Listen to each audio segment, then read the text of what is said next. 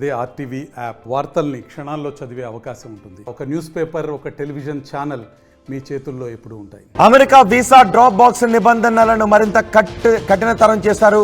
దీంతో ఇది భారతీయులపై మరింత ప్రభావం పడే అవకాశం ఉంటుంది అనే చర్చ జరుగుతోంది. ఎలాంటి అధికారిక ప్రకటన లేకుండానే కొత్త రూల్స్ని అమలు చేస్తున్నారు. H1B టూరిస్ట్ వీసాల రెన్యువల్కు మరింత సమయం ఉంటుంది. గతంలో వీసా గడువు ముగిసిన తర్వాత 48 నెలల వరకు రెన్యువల్ చేసుకోవడానికి అవకాశం ఉండేది. ఇప్పుడు 48 నెలల నుంచి 12 నెలలకు ఆ గడువును తగ్గించేశారు. దీంతో భారతీయులపై ఈ ప్రభావం ఎక్కువగా ఉండే అవకాశం ఉంటుందనే చర్చ జరుగుతోంది. 12 నెలల్లో ఆటో రెన్యువల్ చేయించుకోకపోతే మళ్ళీ ఇంటర్వ్యూకు వెళ్లాల్సినటువంటి అవసరం ఉంటుంది అని తెలుస్తోంది. ఇది భారతీయులపై పెను ప్రభావాన్ని చూపించే అవకాశం ఉంటుంది.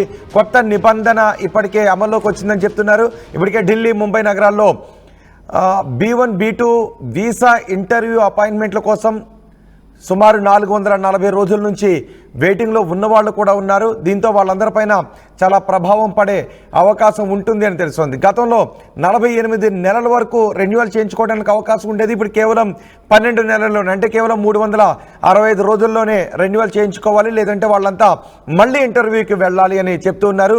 ఇప్పటికే 440 రోజులుగా అపాయింట్మెంట్ల కోసం ఎదురు చూస్తున్న వాళ్ళు కూడా ఉన్నారు అని తెలుస్తోంది. సో దీని ప్రభావం ఎలా ఉండబోతోంది, ఈ ఆకస్మిక మార్పు ఎందుకు చేసినట్టు అనే విషయంపై కూడా చర్చ జరుగుతోంది.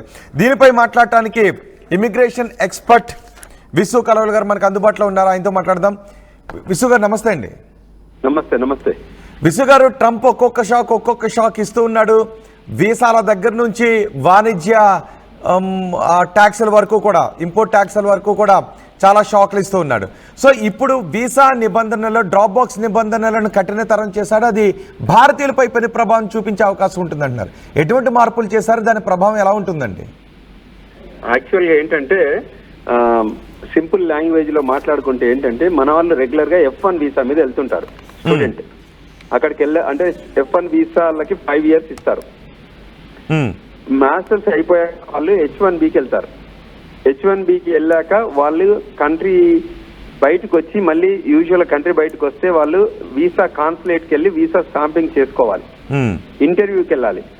పాస్ట్ లో ఏముండేదంటే, వాళ్ళు వెళ్లకుండా డ్రా బాక్స్ వేస్తే సరిపోయేది. బికాజ్ ఆల్రెడీ వాళ్ళ దగ్గర వీసా 5 years F1 వీసా ఉండడం వల్ల H1Bకి ఇష్యూ లేకుండేది. సో ఇప్పుడు ఏమొచ్చిందంటే, F1 వీసా వాళ్ళు only F1 వీసాకే, H1B visa existing ఉంటే తప్ప రెన్యువల్ కి డ్రాప్ బాక్స్ లేదు అనేది ఒకటి. తర్వాత ఇంతకుముందు 48 months ఉండేది, దాన్ని 48 months నుంచి 12 months కి తీసుకొచ్చారు. సో దీనివల్ల ఏమవుతుందంటే, US consulates across the globe, major గా ఇండియన్ కాన్సులేట్స్ చెన్నై, హైదరాబాద్, ముంబై, బెంగళూరు, కోల్కతా, ఢిల్లీ, ఇక్కడ అపాయింట్మెంట్స్ కి మళ్ళీ భారత్ తీరాల్సిన పరిస్థితి వస్తుంది. ఎందుకంటే వాళ్ళకి అందరికీ అపాయింట్మెంట్లు, ఆ ఎలిజిబిలిటీ క్రైటీరియా ఫిట్ కాని వాళ్ళందరూ కూడా they have to come back and attend the interview. Otherwise వాళ్ళు మంచిగా డ్రా బాక్స్ లో వేసేస్తే మనకి ఈ పోస్ట్ లో ఇంటికి వీసా వచ్చేది. ఈ సిచ్యువేషన్ లో క్లాసిఫికేషన్ రిలేటెడ్, అది H1B అయినా F1 అయినా, now it become an independent. So H1B 12 months లోపల లేకెళ్తే తప్పకుండా వాళ్ళు వీసా ఇంటర్వ్యూకి వెళ్ళాలి. వాళ్ళ మార్నింగ్ కూడా కపుల్ ఆఫ్ స్టూడెంట్స్ వాళ్ళు మాకు అప్రోచ్ అయ్యారు. అందులో క్లియర్ గా చెప్పావు, వాళ్ళకి ఆపర్చునిటీ లేదు. ఎందుకంటే F1 వీసాకి holders still H1B approve అయ్యాక వాళ్ళు ఇండియాకి వస్తే మళ్ళీ మనం డ్రా బాక్స్ లో వెళ్ళేది. ఇప్పుడు ఆ డ్రా బాక్స్ ఫెసిలిటీ తీయడం వల్ల వాళ్ళు వీసా ఇంటర్వ్యూకి వెళ్ళాలి. సో ఇప్పుడున్న ప్రస్తుత ట్రంప్ పరిస్థితులలో వీసా ఇంటర్వ్యూకి వెళ్ళడానికి ఏ విద్యార్థి కానీ సాహసిస్తలేడు. H1B హోల్డర్ కూడా సాహసం చేయట్లేదు, ఎందుకంటే ఇప్పుడున్న మార్కెట్ ట్రెండ్ లో బట్టి. ఎందుకంటే మళ్ళీ వీసా ఆఫీసర్ దగ్గరికి వెళ్ళి ఇంటర్వ్యూ ఎక్స్పీరియన్స్ కావడానికి ఇష్టపడట్లేదు. కాబట్టి అది కొంచెం ఇబ్బందికరమైన పరిణామం. అంటే ఇంతకుముందు 12 నెలలకు తగ్గించడం ద్వారా ఉద్దేశాన్ని ఏ విధంగా అర్థం చేసుకోవచ్చు? ఇమ్మీడియట్ ఇంపాక్ట్ ఎలా ఉంటుంది? అంటే టిపికల్ గా వీళ్ళకి ఏంటంటే, రూల్స్ స్ట్రిక్ట్ చేయాలనేది ట్రంప్ అడ్మినిస్ట్రేషన్. రూల్స్ ని స్ట్రిక్ట్ చేయడం ఒకటి, స్ట్రిక్ట్ చేశాక వాటిని అప్లై చేయడం, ఇంప్లిమెంటేషన్ చేయడం సెకండ్. సో దానిలో ఒకప్పుడు కొంచెం స్లోగా ఉండేది, బట్ ఇప్పుడు ఎగ్జిక్యూషన్ ఇమీడియట్ గా జరుగుతుంది. సో ఆయన చేసే యాక్టివిటీస్, ఆయన అడ్మినిస్ట్రేషన్ యాక్టివిటీస్ అన్ని కూడా ఎగ్జిక్యూటివ్ ఆర్డర్ ద్వారా వస్తున్నాయి. కాబట్టి సో ఈ పర్టికులర్ దానిలో ఏంటంటే, అంటే వీసా ఇవ్వకపోవడం అంటే ఏం లేదు, కానీ వీసా ఇచ్చే క్రమంలో ఇచ్చే చేంజెస్ వల్ల ఇంపాక్ట్ అయ్యేది మేజర్ గా మన H1B హోల్డర్స్ ఎక్కువ. వాళ్ళు ఇక్కడికి కంట్రీ వచ్చి వీసాకి వెళ్లకుండా డ్రాప్ బాక్స్ ద్వారా వీసా స్టాంపింగ్ చేసుకోవాలని ఒక ఆలోచన విధానం ఉండేది. సో ఇప్పుడు అది అంటే 48 నెలల వల్ల ఏదైనా మిస్యూజ్ జరుగుతుందా? అంటే వాళ్ళు ఏంటంటే because of the volume of the cases వాళ్ళు అట్లా పెట్టారన్నట్టు. ఎందుకంటే వరల్డ్ వైడ్ అపాయింట్మెంట్స్ ఇవ్వాలంటే వాళ్ళ దగ్గర వర్క్ ఫోర్స్ ఇదంతా సరిపోవాలి కదండి. వాళ్ళు చూసాక మనకున్న కాన్సులేట్స్ ఎన్ని, మనకు ఇండియాలో ఉన్న కాన్సులేట్స్ వర్సెస్ అప్లికెంట్స్, ఆ కంపారిజన్ దానిలో ఏం చేశారు ప్రీవియస్లీ, సరే ఈ 12 months ఎందుకు 48 months పెడితే అప్పుడు ఎలిజిబిలిటీ ఎక్కువ మందికి వస్తుంది కదా. సో అందువల్ల ఇప్పుడు ఎలిజిబిలిటీ తగ్గుతుంది కాబట్టి అపాయింట్మెంట్ ఎక్కువ కావాల్సి వస్తుంది. అప్పుడు వీసా ఆఫీసర్స్, కాన్సులేట్ లో ఉన్న ఆఫీసర్స్ కి ఎక్కువ అపాయింట్మెంట్స్ వస్తాయి. సో దీనివల్ల ఇబ్బంది అవుతుంది కదా వాళ్ళ వర్క్ ఫోర్స్ అలొకేషన్ లో.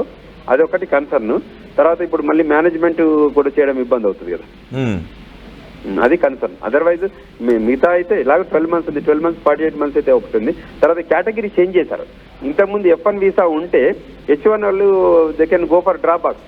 Now there is no, they have to go to H1B 100%, they have to go to interview. ఆ ఫ్లెక్సిబిలిటీ మిస్ అవుతున్నాం కదా మనం.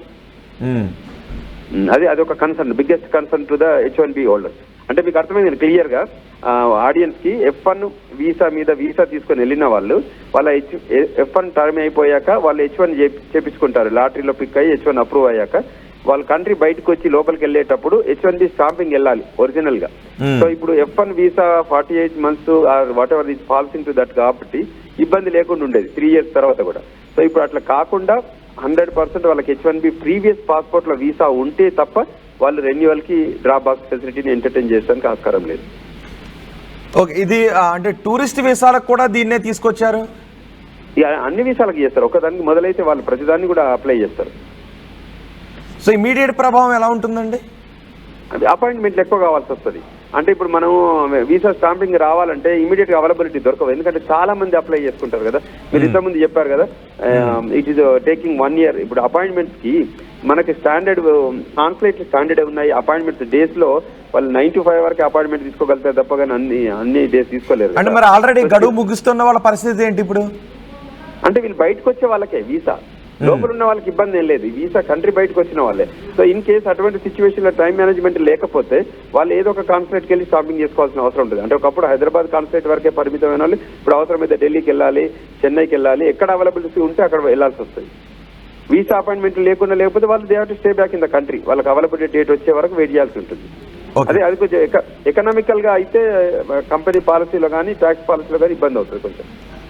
ఓకే, అంటే నిబంధన మార్చిన తర్వాత మిమ్మల్ని సంప్రదిస్తున్న వాళ్ళ సంఖ్య పెరిగిందా అండి? అంటే వాళ్ళు ఎటువంటి భయాలు వ్యక్తం చేస్తున్నారు? పెరిగింది. వాళ్ళ గైడెన్స్ నాలెడ్జ్ కావాలి కదా, ఇది అడ్వైజ్ చేయాలి కాబట్టి పెరిగింది. సో ఇప్పుడు మన ఆఫీస్ కూడా చాలా మంది రీచ్ అవుట్ అవుతున్నారు.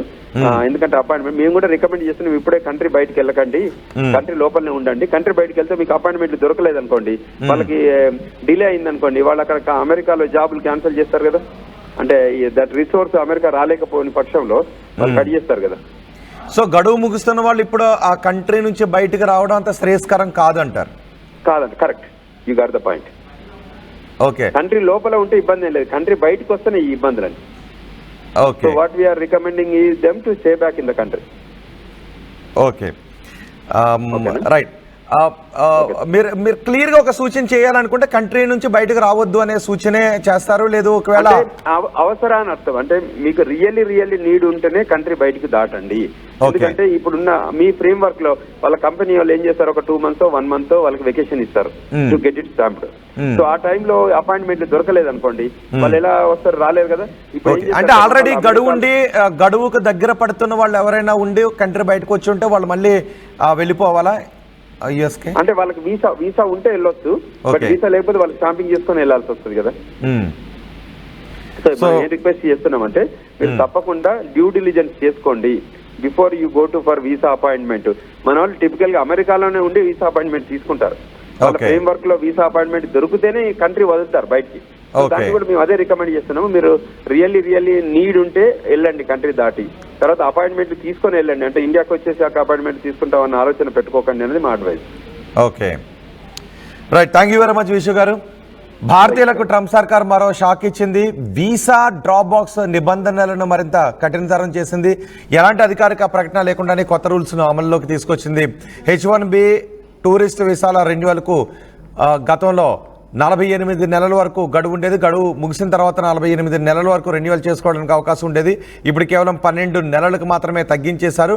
కాబట్టి గడువు దగ్గర పడుతున్న వాళ్ళు ఎవరు కూడా అమెరికా నుంచి బయటకు రాకుండా ఉండటమే మంచిది.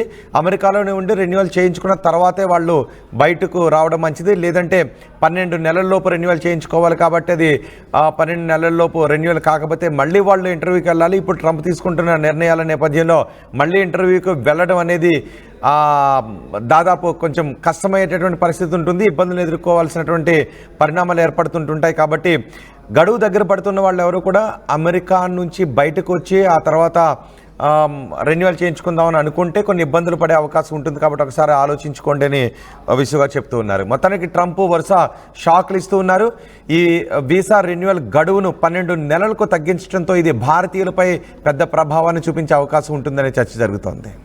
మరిన్ని వీడియోస్ కోసం ఛానల్ ని సబ్స్క్రైబ్ చేయండి. లేటెస్ట్ అప్డేట్స్ కోసం వాట్సాప్ ఛానల్ ని ఫాలో చేయండి. అండ్ లింక్ డిస్క్రిప్షన్ లో ఉంది.